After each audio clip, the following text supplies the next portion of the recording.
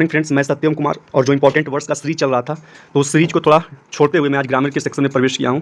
और ग्रामर के सेक्शन में जो सबसे इंपॉर्टेंट चैप्टर है, थोड़ा टफ भी कर सकते हैं हम लोग, प्रीपोजिशन। और उस प्रीपोजिशन में जो फिक्स्ड प्रीपोजिशन है उसी के सेक्शन से मैं कुछ क्वेश्चन को उठाया हूँ जो आपके सामने प्रवेश रखने जा रहा हूँ।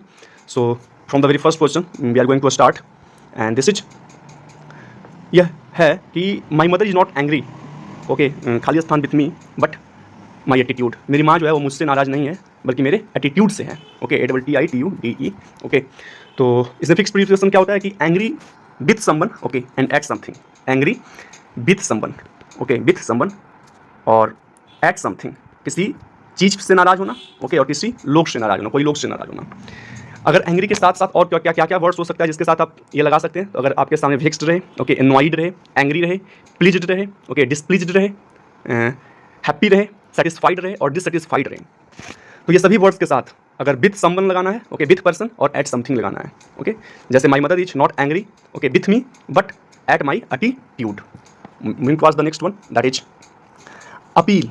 व्हाट? अपील, याचना करना, निवेदन करना। Okay, I appeal the government a malversation free state. मैं गवर्नमेंट से अपील करता हूँ, याचना करता हूँ, निवेदन करता हूँ एक मालवर्सेशन, हम लोग पढ़े करप्शन, तो करप्शन फ्री स्टेट के लिए। तो सीधा याद रखना इसका फिक्स प्रीपोजिशन क्या होता है, appeal to someone, appeal to someone, okay, appeal to someone और फॉर समथिंग, किसी लोग से, ओके, याचना करना और निवेदन करना किसी चीज़ के लिए, फॉर समथिंग। तो आई अपील टू समवन और यहाँ पे फॉर समथिंग, टू समवन और फॉर समथिंग क्वेश्चन, ये 3 हो जाएगा, to someone and for something. Moving towards the next question, success consist of होगा। ओके, क्यों? क्योंकि कंसिस्ट ऑफ मीन्स क्या होता है ना कि बाहर से इंक्लूड करना। ओके, बहुत सारा पार्ट्स होना, जैसे क्लास में 300 स्टूडेंट्स हैं, ओके, तो हम लोग कर सकते हैं कि क्लास कंसिस्ट ऑफ 300 स्टूडेंट्स, तो 300 स्टूडेंट्स से मिलकर एक क्लास बना हुआ है। ओके, तो उसी तरह है कि success consist of going from failure to failure without loss of, यहाँ पे मिसप्रिंट है, यहाँ पे होगा without, okay, loss of enthusiasm. Means बिना जो हर्ष है, जो खुशी है, ओके, उसको खोए हुए सक्सेस जो है फेल्यूर टू फेल्यूर मीन्स असफलता के बाद फिर असफलता, फिर सक्सेस मिलता है। तो असफलता क्या है? A part of success. Okay, that is a part of success.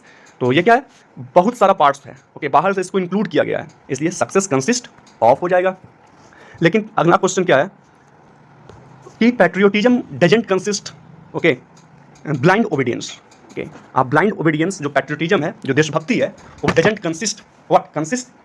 Consist in होगा। क्यों? क्योंकि कंसिस्ट इन मीन्स क्या होता है कि be a part. Okay, be a part, जैसे कि हम लोग बोल सकते हैं ना कि beauty consist in character. Okay, मिला हुआ है उससे, कैरेक्टर में ब्यूटी है। ओके, जिसका कैरेक्टर ठीक है वही उसी में ब्यूटी है, तो कंसिस्ट इन जैसे यहाँ पे हो सकता है, या फिर हम लोग बोल सकते हैं बेस्ड ऑन या डिपेंडेंट ऑन समथिंग। जो देशभक्ति है वो ब्लाइंड ओबीडियंस पे डिपेंड नहीं करता है कि हाँ हम ब्लाइंड ओबीडियंस हैं, कोई सही है गलत है लेकिन हम उसका आज्ञा का पालन करेंगे। This is not patriotism. Okay, तो पैट्रियोटिज्म डजंट कंसिस्ट इन होता है, okay, consist in blind obedience. Moving towards the next one, one should always be grateful, आभारी होना चाहिए, कृतज्ञ होना चाहिए, वंस पेरेंट्स देयर सपोर्ट, हम लोग को हमेशा अपने पेरेंट्स के सपोर्ट के लिए आभारी होना चाहिए, कृतज्ञ होना चाहिए। ओके, तो ग्रेटफुल फिक्स प्रीपोजिशन ये भी है, तो ग्रेटफुल के साथ क्या होगा? Grateful to someone, okay, to someone और फॉर समथिंग, किसी के प्रति आभारी होना, कृतज्ञ होना और किसी चीज़ के प्रति कृतज्ञ होना।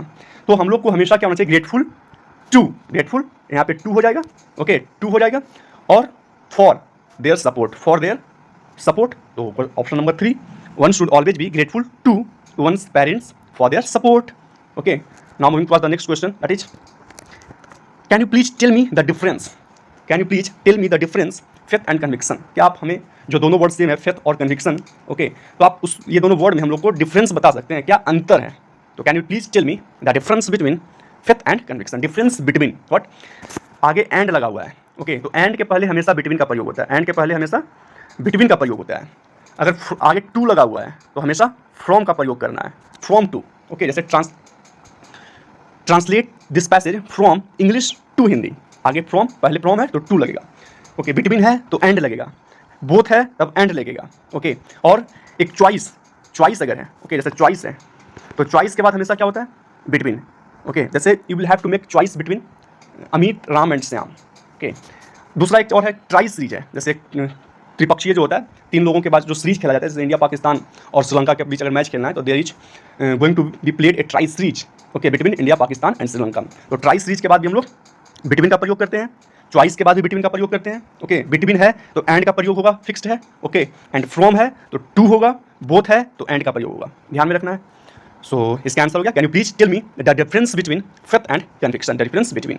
Okay, moving towards the next one. If you are preparing well there is no cause anybody because hard work is the root cause success. अगर आप किसी चीज़ का तैयारी अच्छे तरीके से कर रहे हैं तो चिंता का कोई कारण नहीं है, क्योंकि हार्ड वर्क जो है ना वो रूट काउज है, मूल कारण है सफलता का।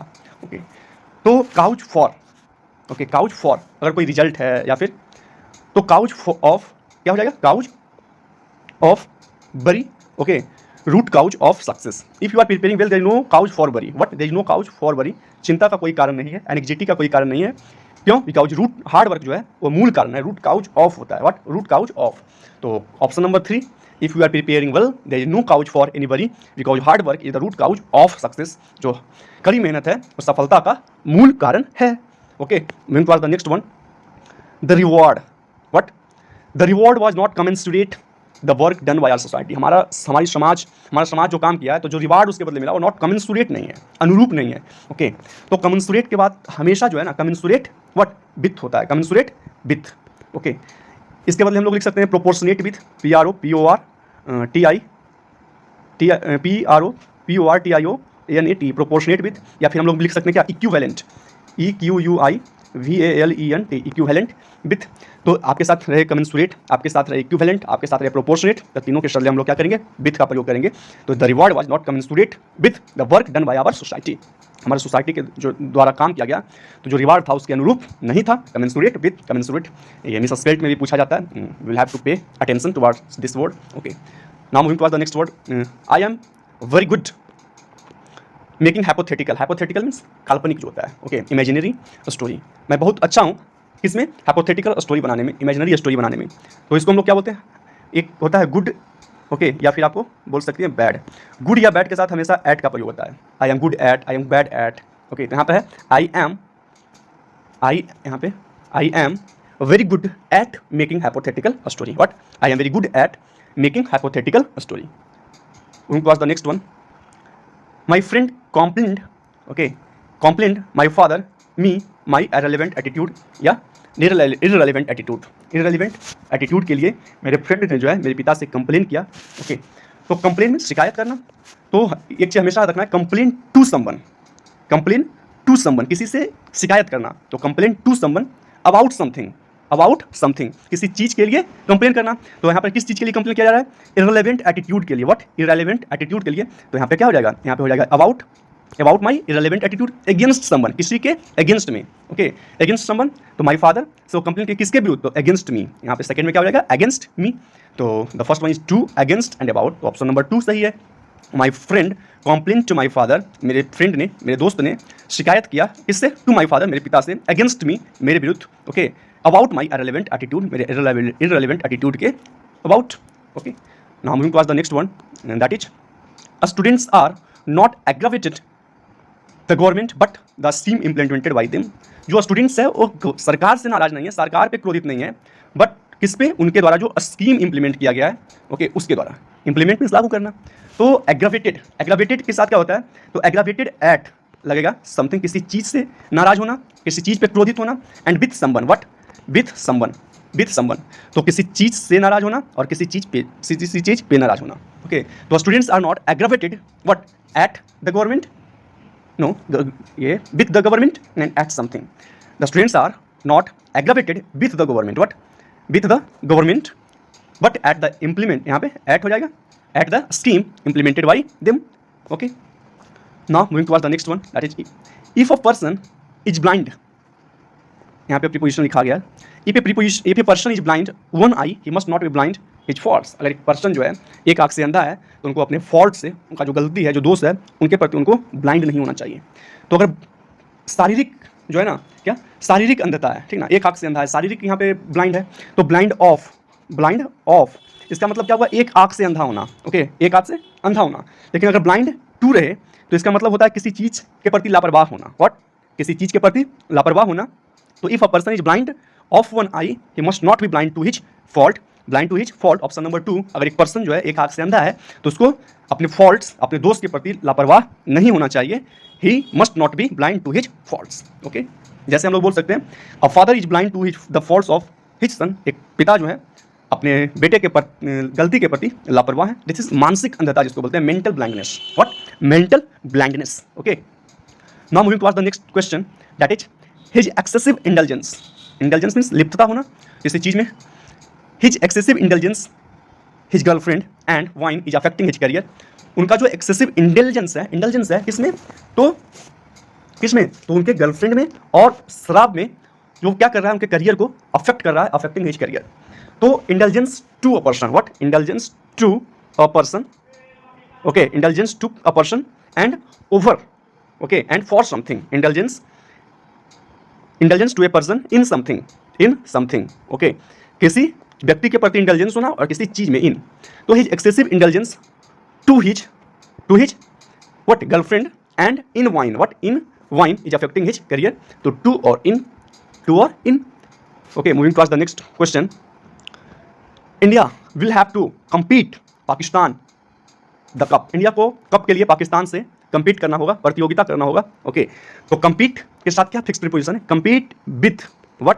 compete with someone, okay, for something, what? for something, compete with someone, okay, और for something, किसी चीज के लिए compete करना, किसी के प्रति, ओके, compete with someone, किसी के साथ compete करना।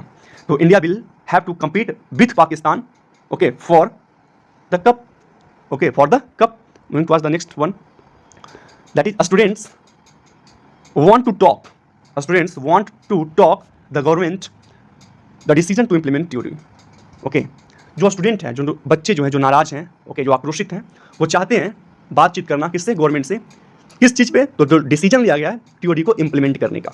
तो talk to a person, okay, talk to a person और over an important issue. Over किस पे? अगर कोई इंपॉर्टेंट इशू है तो उस पर बात करना, कोई इंपॉर्टेंट इशू है तो उस पर बात करना। तो स्टूडेंट जो है want to talk to government किस पे? ओवर द डिसीजन, जो डिसीजन लिया गया है उसके ओवर। ये क्या है? एक इंपॉर्टेंट इशू है, तो क्या हो जाएगा?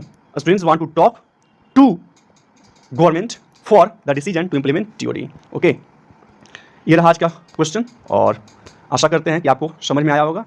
सो हम लोग मिलते हैं नेक्स्ट सीरीज में। भी बहुत सारा इसमें इंपॉर्टेंट बचा हुआ है जो हम लोगों को पढ़ना है फिक्स प्रीपोजिशंस में, और ये बहुत ही इंपॉर्टेंट क्वेश्चंस हैं आपके एग्जाम्स के लिए। So thank you, have a nice day and bye bye.